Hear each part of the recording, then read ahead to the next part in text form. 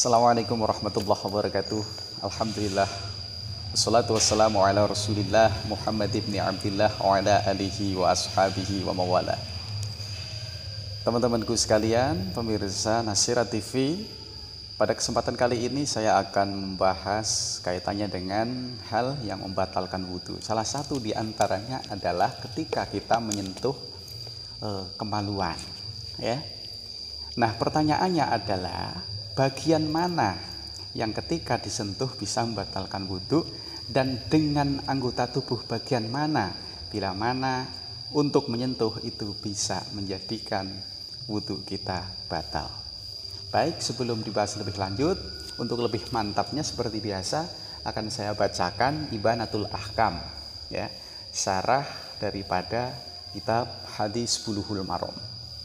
Baik, sebelumnya akan saya bacakan An Busrah bintas Sofwan radhiyallahu anha, kaceritake saking Busrah bintas Sofwan radhiyallahu anha yen anna Rasulullah sallallahu alaihi wasallam qala, ngendika sin Rasulullah sallallahu alaihi wasallam, man utai sapane wong masa iku lamun demek sapa wong dakarahu ing dakare wong fal yatawaddo mongko becik wudu sapa wong atau sapa man, ya. Akhraja ngetokake ing hadis sinten al khamsatu imam 5 wasohaha lan nyohehake hu ing hadis sinten at-Tirmidzi Imam Tirmidzi wa Ibnu Hibban lan Imam Ibnu Hibban. Wa qala lan dawuh sinten Al-Bukhari Imam Bukhari huwa utai hadis iku as-sahih sayin luwih sahih suci-wici fi hadzal babi ing dalam ikilah bab. Intinya ketika kita terjemahkan ke dalam bahasa Indonesia, barang siapa yang menyentuh zakarnya maka hendaklah dia berwudu. Ini menunjukkan bahwasanya salah satu hal yang bisa membatalkan wudhu adalah ketika kita menyentuh bagian daripada kemaluan kita. Nah, mungkin banyak yang belum tahu bagian mana saja yang ketika disentuh itu bisa membatalkan wudhu, dan memakai bagian tubuh mana yang digunakan untuk menyentuh sehingga wudhu kita menjadi batal. Baik, menyentuh zakar bisa menjadi batal itu tidak semua anggota tubuh yang bersentuhan dengan zakar atau kemaluan kita, atau bagi perempuan adalah misfi menjadi batal, itu tidak, tapi tergantung dengan anggota tubuh mana sehingga wudhu kita batal. Coba perhatikan di sini, yang menjadikan batal wudhunya adalah ketika kita sentuh menggunakan telapak tangan bagian dalam ini, ya. Telapak tangan ini bagian dalam yang putih, ya. Kalau ini namanya punggung, ya, atau dohrul kafi. Yang putih ini namanya batnul kafi, ya. Jeruane epe-epe, ya. Yang membatalkan ketika disentuh memakai jeruane epe-epe, ya, telapak tangan maupun ujung jari. Ujung jari ini kan bagian putih juga. Ujung jari ini ketika buat menyentuh, nah itu bisa bikin wudhu kita itu batal.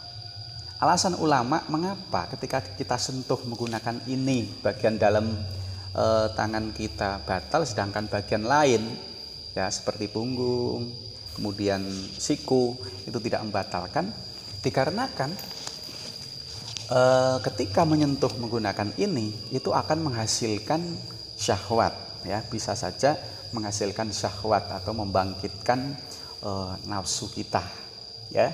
Maka dari itu ulama hanya membatasi telapak tangan dan ujung jari saja yang membuat wudhu kita batal.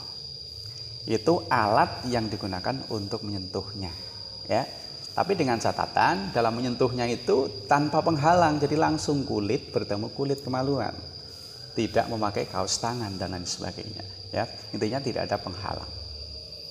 Nah, kemudian bagian yang disentuh itu bagian mana aja yang membuat wudhu kita itu batal. Sekarang kita akan bahas laki-laki dulu. Kalau laki-laki yang membuat batal adalah seluruh zakarnya, ya. Perlu Anda ketahui bahwasanya zakar itu semacam bambu lah, ya. Kayak bambu itu panjang gitu, ya. Atau kayak timun atau kayak apa itu. Yang disentuh itu bagian batangnya, bagian batang bambunya, ya. Bagian ininya ketika disentuh semuanya ini, bagian ini saja semuanya itu bisa batalin wudhu, sedangkan menyentuhnya pakai telapak tangan atau ujung jari, ya.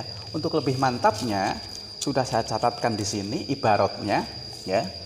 Wa huwa fir rajul jami'u nafsil qadhib au mahalli qat'ihi ya. Lamatan butu alaihil anah wal baitutani wa ma bainal qubul wa dubur.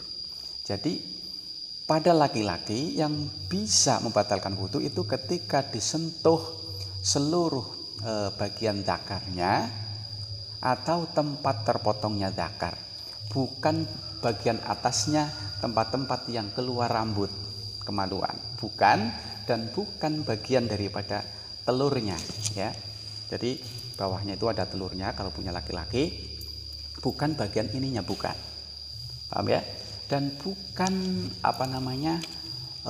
bukan anggota tubuh yang terletak di antara zakar sampai dubur ya, kubul dan dubur, bukan di antara itu. Jadi kalau di antara itu disentuh atau telurnya disentuh ya, atau bagian tumbuhnya rambut kita sentuh, itu tidak membatalkan wudu ya. Perlu diketahui, baik itu milik sendiri, kemaluan sendiri atau kemaluan orang lain, itu sama-sama membatalkan wudu ya. Misalkan Anda menemukan potongan korban mutilasi, zakar, menemukan zakar atau Mr. P ya kalau bagi laki-laki. Ketika itu bentuknya masih masih bisa dikatakan itu zakar atau penis, maka itu masih membatalkan wudu sekalipun itu sudah terpotong daripada anggota tubuh lain, hanya Mr. P-nya aja ya. Ada yang dikecualikan di situ, yaitu bahasanya kulfah. Kulfah itu adalah katup penutup kepala penis ya. Itu kalau disentuh ya, itu ada dua perincian ya. Yang pertama, ketika sudah terpotong ya, misalkan sunat ya, potongannya sudah jatuh, kita sentuh, itu tidak batalin wudu. Tapi ketika masih tersambung, itu batalin wudu. Itu bagian laki-laki. Untuk kemudian perempuan ya. Sekarang perempuan bagaimana sih? Bisa bayangin nggak bentuk perempuan itu kayak apa? Saya sendiri nggak bisa. Cuma katanya di kitab ini ya, katanya. Jadi semua orang yang beristri mungkin sudah paham semuanya ya. Cuma ini bayangin aja ya. Bagian kemaluan perempuan itu bagikan bibir lah ya. Cuma bibir. Kalau bibir ya sama aja bibir atas. Kalau bibir atas mungkin vertikal ya. Kalau bibir bawah horizontal. Jadi kalau bibir atas itu begini, kalau bibir bawah itu begini, gitu ya. Nah, yang membuat batal ketika disentuh pada tubuh wanita adalah tempat bertemunya kedua bibir ya, tempat bertemunya kedua bibir.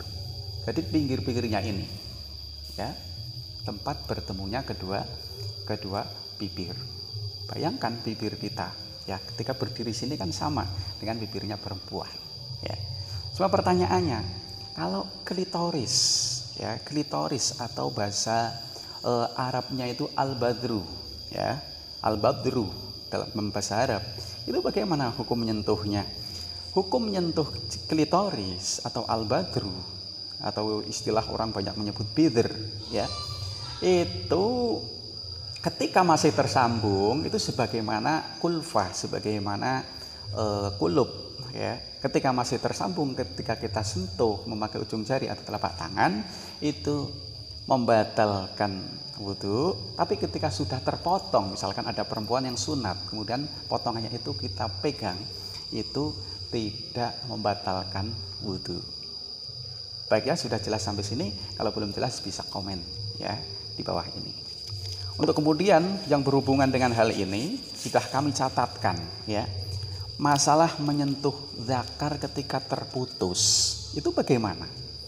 Ada zakar terputus, zakar ya, bukan hanya kulfahnya, bukan hanya kulubnya saja. Itu bagaimana? Ini ada dua pendapat ulama. Tapi pendapat yang sahih adalah batal. Kenapa kok batal?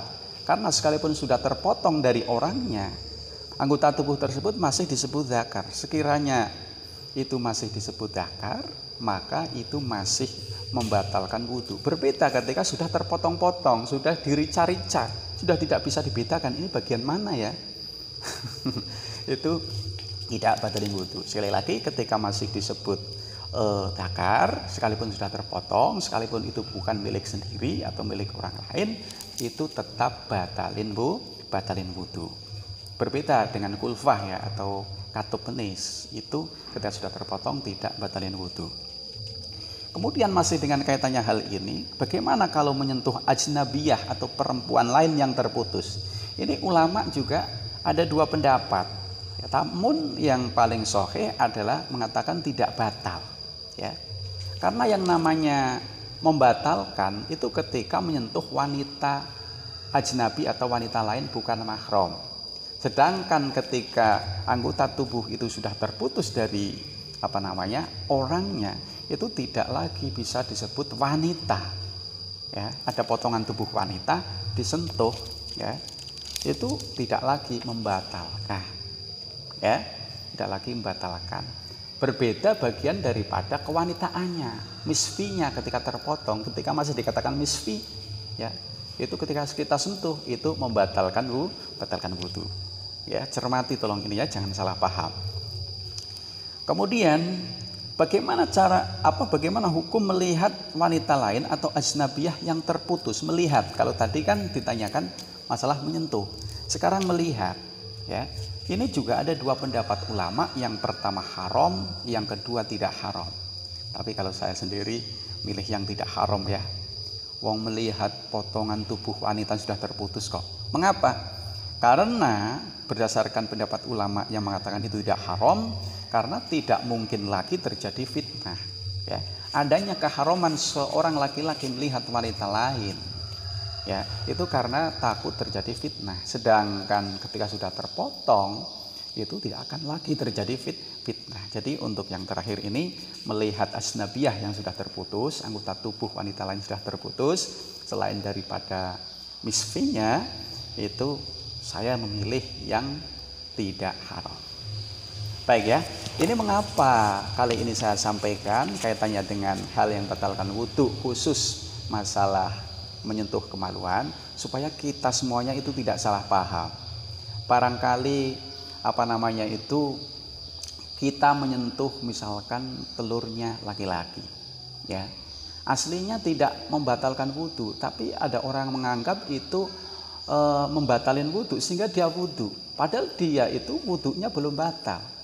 Nah, ketika belum batal wudhu kemudian berwudhu lagi, sedangkan dia itu tidak ada niat untuk tajdidul wudhu, memperbarui wudhu, maka itu namanya tahsilul hasil, ya, menghasilkan sesuatu yang sudah hasil, itu tidak ada faidah, ya. Begitu pula ketika ada orang menyentuh bagian yang seharusnya ketika disentuh itu membatalin wudhu, kok menganggap itu tidak membatalin, maka ini akan bahaya, ya. Misalkan menyentuh bagian cakarnya, menyentuh bagian bambunya, ya, kok dia itu menganggap tidak membatalin wudhu, sehingga dia itu akan tetap melakukan sholat, sholatnya tidak sah, wudhunya batal, sholatnya tidak sah, maka ini sholatnya tidak dianggap dan tidak diterima, ya, karena syarat sahnya aja tidak terpenuhi, suci dari hadas dan najis. Maka dari itu bahaya sekali andaikan salah paham membuat sholat kita itu tidak sah. Baik, kalau masih ada pertanyaan bisa tulis di kolom komentar, bisa lain waktu akan saya sambung dengan video-video berikutnya. Semoga kali ini bermanfaat bagi kita semua. Assalamualaikum warahmatullahi wabarakatuh. Mas Taufik Kebumen.